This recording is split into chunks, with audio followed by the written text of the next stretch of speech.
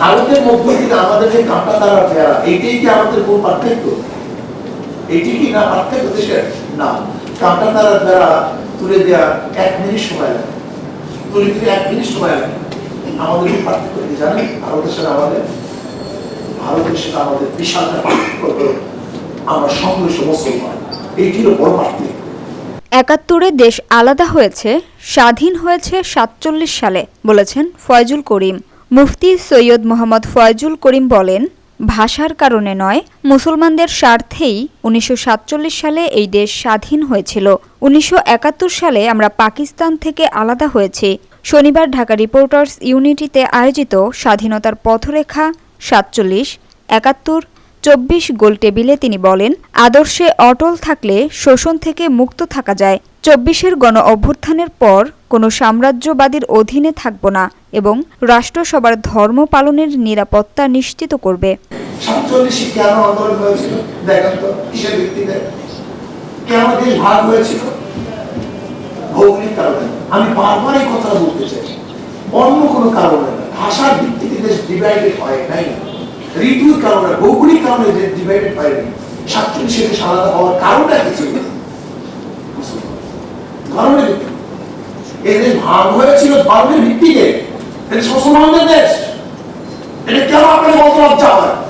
আজকে আলেমদের কথা বলতে লজ্জা হয়, আজকে মুসলমানদের কথা বলতে লজ্জা হয়। ৪৭ দেশ মুসলমানরা মুসলমানদের জন্য আগ করেছে। এবং আপনি জানেন না, ১৯০৫ ঈসাই সালে যখন ঢাকা ইউনিভার্সিটি প্রস্তাব দেওয়া হয়েছিল, তখন কারা বাধা দিয়েছিল? কারা বাধা দিয়েছিল? কেন বাধা দিয়েছিল? এই কথাগুলি মিথ্যে। ৪১ বার তারা আন্দোলন করেছিল, কারা বৈঠক করেছিল গড়াই মাঠে, রবি ঠাকুরের নেতৃত্বে, তার সভাপতিত্বে ঢাকা ইউনিভার্সিটি বাধা দেওয়ার জন্য কারা চেষ্টা করেছিল? হ্যাঁ, এক উদাহরণবন্দি হয়ে গেছে সবাই। আমার কথাই বলতে পারবো না, আমার স্টেজে আমি কথা বলতে পারবো না, এটা কেমন কথা হলো? আমি মনে করি যে আপনাকে অবশ্যই মনে রাখতে হবে, আমাদের ইসলামকে ঠেকাবার জন্য যত চক্র। ৪৭ মুসলমানদের জন্য এই দেশ স্বাধীন হয়েছে, ধর্মের ভিত্তিতে। এদেশ মুসলমানদের দেশ, ৭০ মুসলমান। আপনি কেন চিন্তা করেন না যে পূর্ব পাকিস্তান, পশ্চিম পাকিস্তানের মধ্যে ১৭০ কিলোমিটার দূরত্বে অবস্থান করতেছে আমরা? ওইদিকেও পাকিস্তান, এদিকেও পাকিস্তান, মাঝখানে বিশাল ব্যবধান ভারত। এই দুই দেশ আলাদা দেশ, একই নামে পাকিস্তান নামে ভারত থেকে আলাদা হওয়ার পিছনে কি কারণ ছিল? অন্য কোন কারণ নেই। ওরা সংখ্যাগরিষ্ঠ মুসলমান, আমরা সর্বশ্রেষ্ঠ মুসলমান, তাহলে এই দেশ মুসলমান। একত্রে কি হয়েছে? একত্রে আমরা কি করেছি? কিসের থেকে স্বাধীন হয়েছে? আমরা পাকিস্তান থেকে আলাদা হয়েছি। স্বাধীন হয়েছিলাম ৪৭-এ, আর আলাদা হয়েছি একত্রে। আমি মনে করি ৪৭-এ যদি ভারত থেকে আমরা আলাদা না হতাম, স্বাধীন না হতাম, কিয়ামত পর্যন্ত আন্দোলন করতে পারতেন, কিন্তু লাল সবুজের পতাকা উত্তোলন করতে পারতেন না কিয়ামত পর্যন্ত।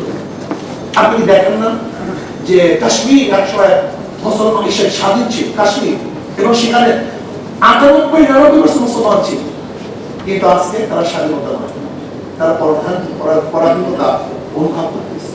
আজকে সেখানে ভারত দখল করে ফেলেছে। পাঞ্জাবের অবস্থা আপনারা দেখেন, হায়দ্রাবাদের অবস্থা দেখেন, এগুলো সব স্বাধীন রাষ্ট্র ছিল, কিন্তু পরবর্তীতে ভারত দখল করেছে। যদি ৪৭-এ আমরা আলাদা না হতাম, কিয়ামত পর্যন্ত আন্দোলন করতে পারতেন, কিন্তু স্বাধীনতা আজকে বৈশাখীর নাম কি? বিভিন্ন যাই হোক, আমি মনে করি যে আমাদের প্রত্যেকের মাথার মধ্যে রাখা দরকার, আমি একজন মুসলমান। আমি মুসলমান হিসাবে তো আমার পরিচয় দিই, তাহলে এটি স্বাধীন হবে।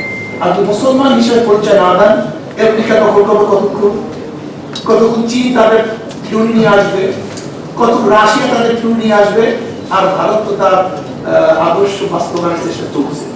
আমি যখন মুসলমান থাকবো, ভারত আমাকে এখানে কোন অবস্থাতেই স্থান করতে পারবে না। আমেরিকা পারবে না, রাশিয়া পারবে না, চীন পারবে না, সেকুলার পারবে না, ডেমোক্রেসি পারবে না, কাউ পারবে না। যখনই একটা মুসলমান থাকবে না, যখন কাউ স্বামী থাকে তখন ওই তার দিকে কেউ তাকায়, যখন স্বামীহীন থাকে তখন সবাই তাকায়। এটা নিয়ম, সমাজের একটা কথা বলতাম। আপনি যখন নিজের আদর্শ লালন করবেন, আপনার দিকে কেউ তাকাবে না। যখন আদর্শ লালন করবেন না, প্রত্যেক আদর্শ স্থাপন করার চেষ্টা তারা করবেই করবে, কোনো সন্দেহ নেই। কিন্তু আপনি যখন বলবেন আমি মুসলমান, আপনি ওটা দিয়ে এলাম দরকার নেই, তারা মুসলমান। প্রিয় ভাইয়েরা আমার, আপনি কি ভেবেছেন ভারতের মধ্য থেকে আমাদের যে কাঁটা তারা ফেরা, এইটাই কি আমাদের কোন পার্থক্য? এইটি কি না পার্থক্য দেশের? না, কাঁটা তারা ফেরা তুলে দেওয়া 1 মিনিট সময় লাগে, তুলে দিতে 1 মিনিট সময় লাগে। আমাদের কি পার্থক্য কি জানেন? ভারতের সাথে আমাদের, ভারতের সাথে আমাদের বিশাল পার্থক্য হলো আমরা সংঘর্ষ মুসলমান, এইটি হলো বড় পার্থক্য। এই জন্য ওরা চিন্তা করতেছে মুসলমানদেরকে যতক্ষণ পর্যন্ত ধ্বংস না করা যাবে, তাদের চেতনাকে নষ্ট না করা যাবে, ততদিন পর্যন্ত এই দেশকে দখল করা সম্ভব না। এই জন্য ওদের মূল টার্গেট হলো আমাদের চেতনাকে নষ্ট করা। যারা 71 ভেবেছিলাম আমরা স্বাধীন, আমরা মুক্ত, কিন্তু 75 পর হতে আজ পর্যন্ত যারাই 71 পর থেকে আজ পর্যন্ত যারাই শাসন করেছে, এরা আমাদের ইসলাম নিয়ে কেউ চিন্তা করে না, ভাবনা করে না।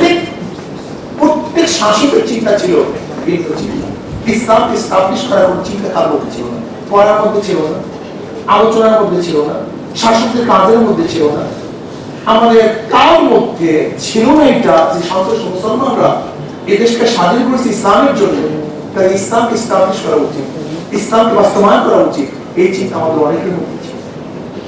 আসুন না 24 আন্দোলনের পর আমরা যেহেতু মোটামুটি স্বাধীন হয়েছে, আমরা চীনের গোলামি করতে চাই, আমেরিকার গোলামি করতে চাই, ভারতের গোলামি করতে চাই, রাশিয়ার গোলামি করতে চাই, আমরা আমাদের আদর্শ বাস্তবায়ন করতে চাই। আমি একজন মুসলমান, আমার আদর্শ করা মুসলমান।